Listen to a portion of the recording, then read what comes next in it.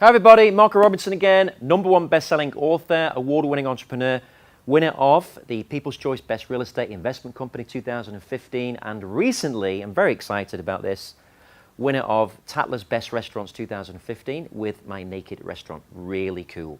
So what are we talking about today? What I want to talk about is I get this question asked probably most of the time, the most common question. And the question I get asked most of the time is, Marco, I love your videos, I've read your books, I've changed some things, but how do I make those big changes? How do I change the situation I'm in now from having to work in a job I hate, get out of it, create some new income and just do my own business? Well, guys, it's really not rocket science. The most important thing is you've got to understand what triggers change. And when it comes down to it, if you get all the bullshit, it comes down to two things that really trigger a massive change in your physiology, your emotional state, and your mental state. And those two things are these two things here. Inspiration, I should say, and desperation. So what does that mean? Well, have you ever noticed that when you're desperate or in a desperate situation, for example, you've run out of money, you've got no money left, you have to pay the bills. Well, you don't just sit there. What you do is you take action. You become desperate because you've got no choice, because you can't eat. You need to put food in your mouth. So what happens is you might go and get a part-time job cleaning the floor somewhere. You might work in a newspaper store. You might, deliver newspaper. I don't really care what it is. You're so desperate, you need the cash. So what you do is you take massive action. And when you're not desperate anymore, you stop taking massive action because you're not desperate and you don't need to. Now that's called short-term change. However, it's not long-term change because it only fulfills a certain objective. The difference with desperation and inspiration is very clear. Inspiration lasts a lifetime. And what you have to do as an individual is you have to find what inspires you to change long-term. For example, what inspires you to be a better person? What inspires you to make more money? What inspires you to help other people? What inspires you about starting your own business? What inspires you to get started in the first place? What inspires you to leave school and get and do something you love instead of doing a job that you hate? What inspires you to change? Once you find that inspiration actually is a fuel. It's like high-octane petrol that just keeps flowing through you all the time. And it kind of sets you on fire. So you don't need anything else. It's all internal. Now, to keep getting that fire burned, what you've got to do, guys, is you've got to really look inside yourself and find out really what you want to do. Ask the questions. In a video a few weeks ago, I talked about having space. And in that space, you've got to ask questions such as, who am I? Who do I want to be? What do I want to do? What do I want to contribute? What should I be doing right now with my life? These questions are very, very powerful questions and they give you answers.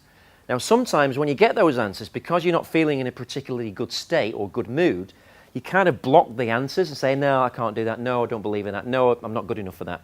You have all these limiting beliefs, and limiting beliefs are developed by conditioned thinking. And conditioned thinking means that when you are, a baby and you grow up into a family, normally 98% of families are not rich. They're not millionaires, so therefore you're going to be conditioned from a poor mindset. And a poor mindset says there's never enough, you have to get a job, you have to pay the bills, and you have to survive, right? That's a poor mindset. So it's not your fault, really, because you're conditioned to do that in the first place. Then you go to school. And you go to a classroom full of other people there, and the teachers that are teaching you in that classroom, you've got to think about, are they rich or are they poor? Well, teachers are some of the most poorest paid people in the world. Yes, some of them love what they do, but they're not really rich, they're not entrepreneurs, and they're not really making or creating wealth. And they're certainly not teaching you that. What they're teaching you is really how to survive and how to get a job. So because of that poor mindset, that's going to give you a result of a poor life. So when you come into a job or when you leave school, this is the kind of mindset you have. Because you've been conditioned to think a certain way. Now, when you've been conditioned to think a certain way, it's very difficult to change unless something happens to you that triggers an event to get you to change something about your life. Now, you probably read or heard about people who've had a car crash and they wake up they've seen this light, and when they come back and they see this light and this reality, and they know they've got to change.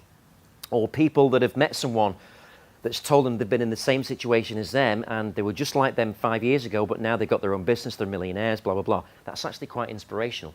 And my favorite thing is really true life stories of people that have really changed. Now, to give you an example, it's quite old, but one of my favorite stories is a couple of people from quite a few years ago, over 100 years ago.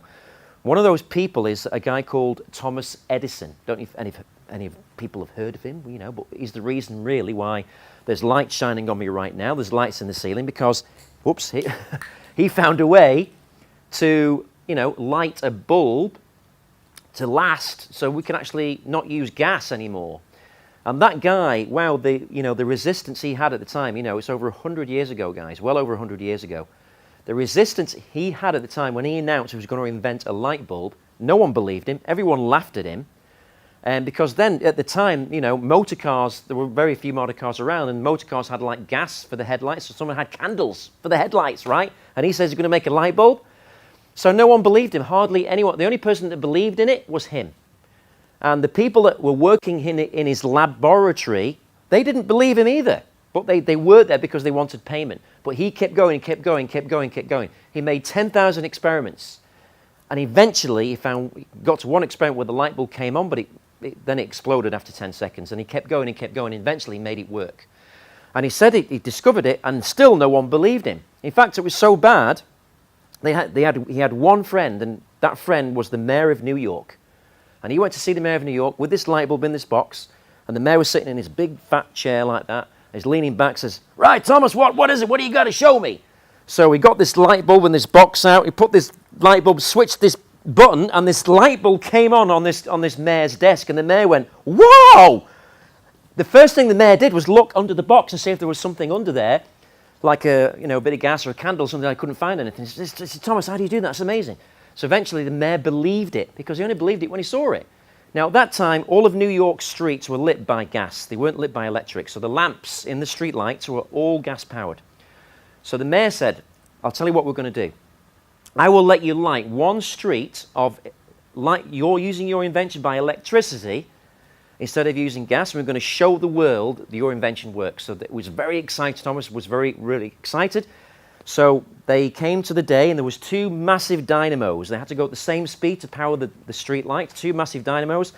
And they switched the on button, and the dynamo started going, and suddenly there was a big explosion, and it all stopped because one of the dynamos wasn't going the same speed. There was something in between that wasn't going right. So if they fixed it, and then they pulled the switch, and eventually all the lights in the street came on, and everybody around the world said, "Wow, that's a miracle." You see what I mean?